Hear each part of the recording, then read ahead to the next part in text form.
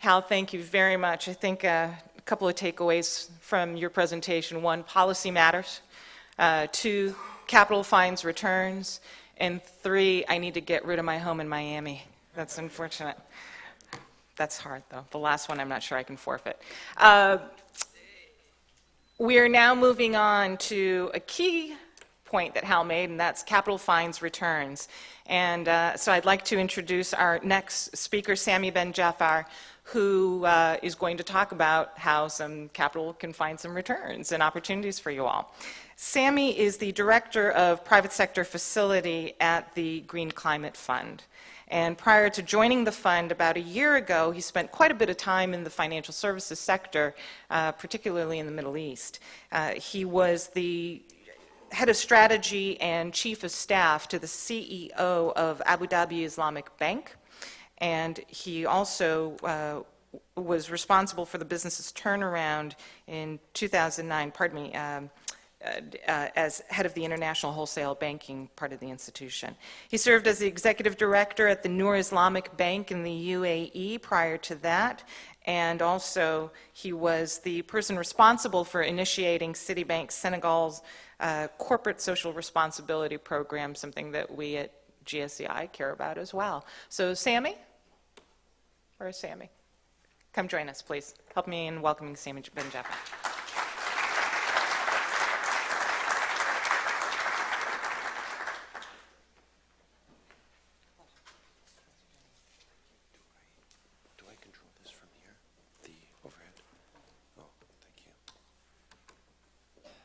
Good morning, and thanks for coming out. I'm going to talk today about the Green Climate Fund and some of the things that we're doing. In particular, I know that there's breakout sessions after this regarding our upcoming request for proposal process, and I want to give you a brief introduction of where that comes from. We've received $10 billion in pledges over the last year, and that $10 billion is supposed to cover a wide scope of actions. They're supposed to be mobilized through debt, equity, guarantees, and grants across 8 large themes, everything from renewable energy to ecosystems.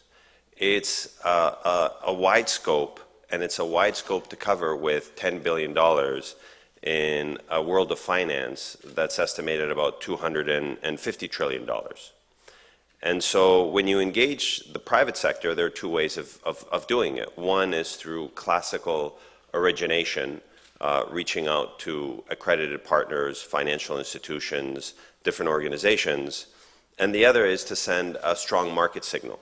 And how do you send that strong market signal? Where does the GCF see its money being mobilized? That market signal should also have a feedback loop incorporated into it, so that it's not a centralized view, but one that takes into account what the feedback of the private sector is. And that has been, the process for that has been identified as setting up requests for proposals.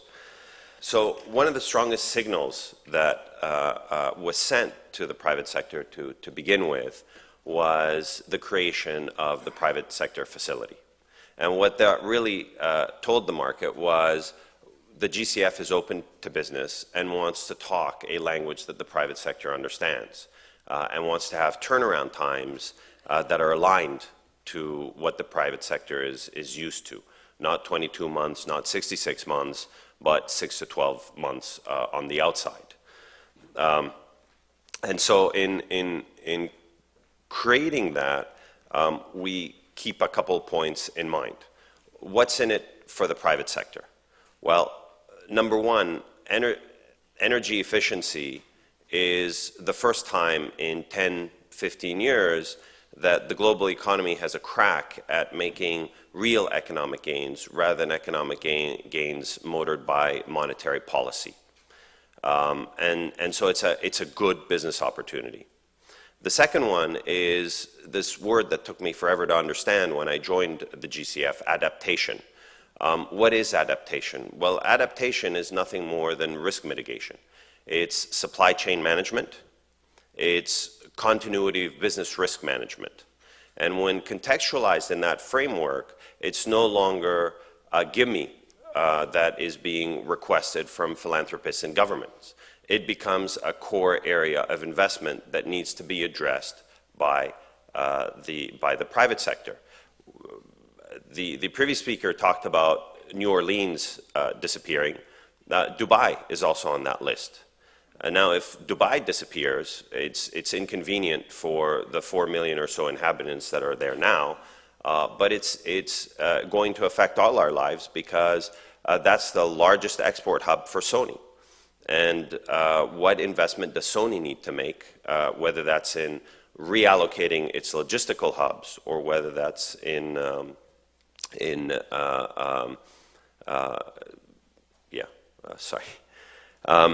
so in designing the RFPs, two areas were identified. One is micro and small, medium-sized enterprises. And the reason those were identified was because they share a lot with climate. The first thing is that in emerging markets, a lot of the suppliers of technology, a lot of the suppliers of energy-efficient equipment, renewable energy equipment, are mid-cap and small players. The second thing that climate and MSMEs share in common is that they both face a financing gap. So there's a $2.5 trillion shortfall in the amount of debt that's available to MSMEs. And what we want to do is address both those through a request for proposal process that will flush out how to most effectively use what you've seen are extremely scarce resources, $10 billion in a pool of $250 trillion of financial markets. The second area that was addressed was mobilizing funds at scale. And so there's widespread debate as to whether mobilizing funds at scale means mobilizing pension fund money and insurance fund money because they represent about 30% of what's out there.